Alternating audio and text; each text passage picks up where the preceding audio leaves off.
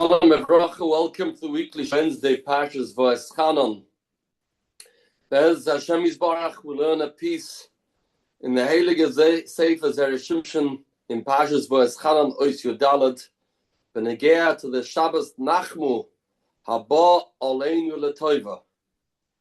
We all know the Chazal on the pasuk of the Haftarah that we're going to read this week. Nachmu Nachmu Ami Yoim Elekechem. Hashem tells Klal Yisrael that they should be consoled. There should be nisnachim. A double lashon of nechama. Say Chazal, chatu bekeflayim. Klal Yisrael sinned in a double way, as the pasuk says. Chet chata Yerushalayim. V'laksa bekeflayim. Klal Yisrael were punished in a double way, as it says in the pasuk. Ki laksa meyad Hashem keflayim bechol chateiseha. And then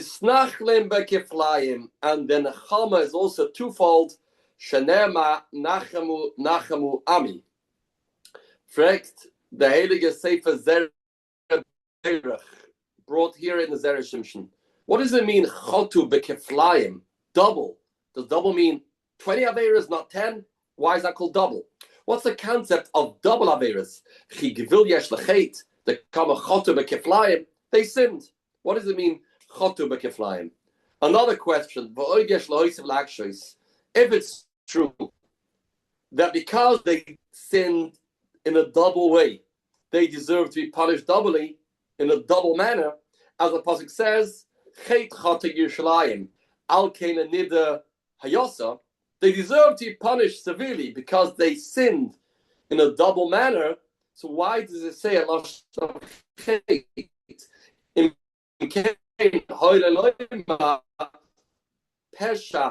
Parsha Yerushalayim should say a lashon of mezid, not, or I should say avoid of Yerushalayim.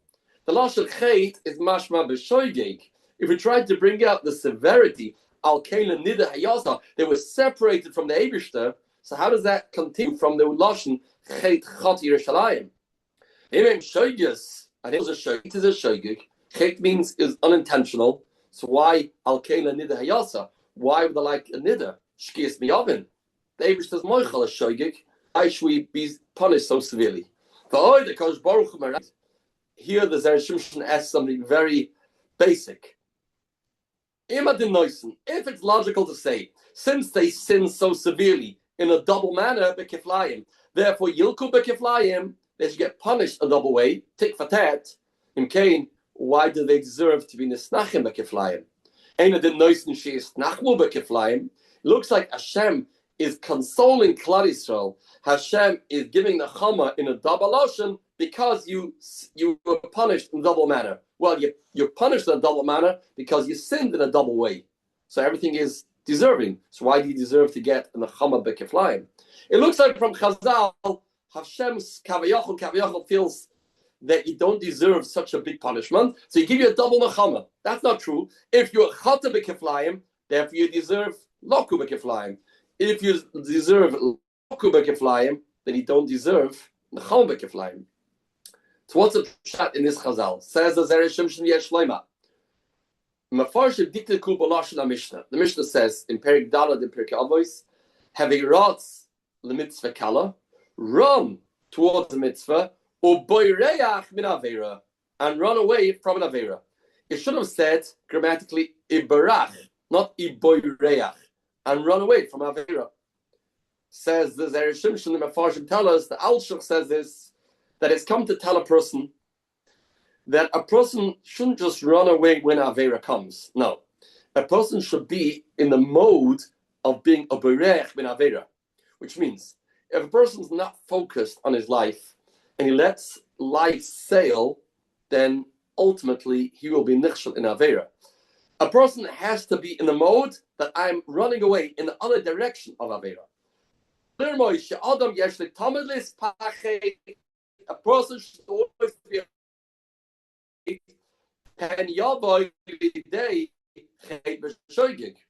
and he should always have a machshava. Am I doing something correct or incorrect? Am I getting close to the edge? Am I getting close to the Avera? If yes, run a mile. A person that doesn't insure, Elam Israshel, and he's lazy, and he says, no, look, if I fall into Avera, it won't be my fault anyway. I'll be a shoygay because I didn't do this intentionally. Then such a person is called Bali Tami. This person is called that he's opening up the door towards Tumah, and then Paischemlei. The Chazal tell us, if a person is not careful, then Hashem Yisbarach will bring it to the next level and will be machshlim in Avera. The Hainu Shemestalik Yemenu Hasiyua Ha'elyoin, Hashem will take away the divine assistance, the Siyata Dishmaya, and then he'll be nichshel in a chait. So the Mishnah says you have to be in the mode of bereach avera. Run a mile away from a possibility of an avera. If a person does that, he takes the first step to make sure that he is not getting close to the avera. Then he will have the siyata dishmaya and he won't sin. But and he's not focused, then he will lose the siyata dishmaya. Once he loses siyata dishmaya, he'll be nichshel in avera, and that will be a shogig. True. That's what's going to happen. Once that happens, then it is going to spiral out of control. One avera will lead to another avera, and Rechmana Litzlan, the person can then be nichshel in many averas. Continues Zera Shimshon. The kivan sheyechta pamachas, once he'll sin one time, because he'll lose the divine assistance because he wasn't careful. Bevadai sheyechta v'yechta, he'll sin again. Sha'avera gereres avera. And once he'll do two averas, hutralei. As Chazal say, kivan she'ava adam avera v'shanaba nasba keheta. It's like it's mutter. And then the averas that come after that, he won't be punished for those averas, because the man just thinks this is mutter. Im Shemhachi. Says Zera Shimshon, this is pshat. There's many averas that Klal Yisrael were over in the time of the Churban. Mikol Makom, we called it a chait. Shoyig. Why? Because what happened was, the first step that they took in the wrong direction was, they weren't afraid, they weren't nervous, they weren't preoccupied with ensuring that they're not getting close to Avera. Then they lost the Siyata Dishmaya, then they did an Avera, and then it spiraled out of control, and Avera, Gereres Avera, Nasle Keheta, and they were nichshel in many Averas, but it all resulted because of Shoyig. So therefore, those Averas later were out of the person's control. So even though they were later b'mezid, but it began from a shoygeg, and that's why we call it chet chata b'Yerushalayim. And that's the pshat chata b'keflayim. Why? What's the two averas? We're not talking about 20 averas, 40 averas, 6. No. His rashlus, first step was his rashlus, laziness, lack of focus. That was called balitami. Then they lost the siyata dishmaya. That's called one chet. Chet is a lashon of chisaring. The achakach, they were nichshel in one chet, in a literal avera. This is called bekeflayim. And then they did many averas, but those are the two that we are focusing on. One is not being careful on averas. Second was the avera itself. Me'ata, says the Zera Shimshon. Beautiful. Kishboa Navi Nachman, when the Navi comes to console them, the Navi comes and says, it's Shabbos Nachman. He said to them, Nachman b'kifayim. Why? First, I want you to know, Klal Yisrael. First, I have very good news to share with you, Klal Yisrael. Shabbos Nachman. That what? The time will come, Hashem will say, although you're not worthy, although you're not eligible from a spiritual standpoint, still, I'm going to take you out of Golus. As the Pasuk says, even though you are in foreign lands, says the Eibishter, I don't despise you. And that's why the Pasuk says,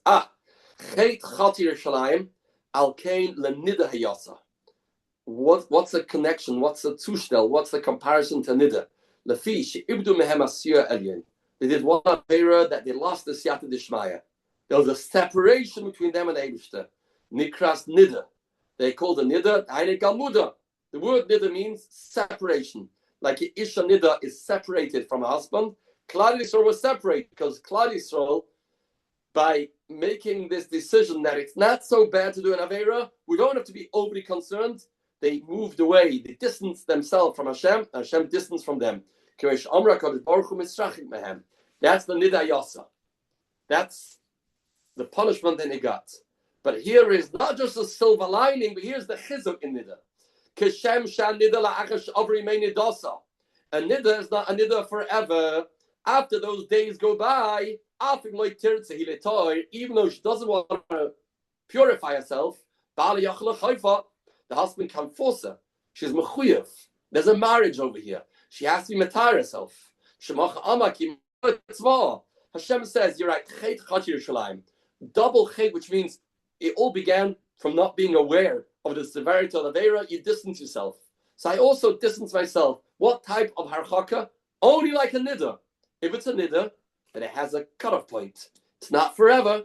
Time comes, we are matar you. If you don't like it, I'll still be matar you. You are the wife, and you deserve this opportunity of being matar. If you like it or not, this is going to happen to the Eibishter. This is the Nechama B'Kiflayim that Hashem tells Klal Yisrael. The Chet was shoygig. It all spiraled out of control because a person didn't understand the severity. It's only like a niddah. And therefore, the day is going to come that you'll be zoicha to come back. Nachmu, nachmu, amu yom Nachmu, nachmu, amu yom elekeichem. The time has come to be matayu. And maybe we can add for state of Berecha. Al kein niddah hayatza. By a niddah, the halacha is there's no issa yichud with a niddah. Although with other ervas, other aroyos, one may not be in the same room as those people, and that's din deraisa. But a niddah, this doesn't apply because of the din of pas b'salai. Says the Heilige B'nai Yisrael, we are in Golus. It's like a niddah, but the yichud is still mutter. You still be misyachid with the Eibishter. The afkam zois biyoyse be'ertaveim lo ma'astim lo ga'altim lachaloisam. Hashem said, I won't despise you. You can have an intimate relationship with the Eibishter on a constant basis, even in Golus. There's no issa yichud. And the time will come when the Eibishter will be metayr us, be mezachachas. The Eibishter will purify us. It's only a matter of time. We will see the scholars of the Nachmu Amu Yom Elekeichem.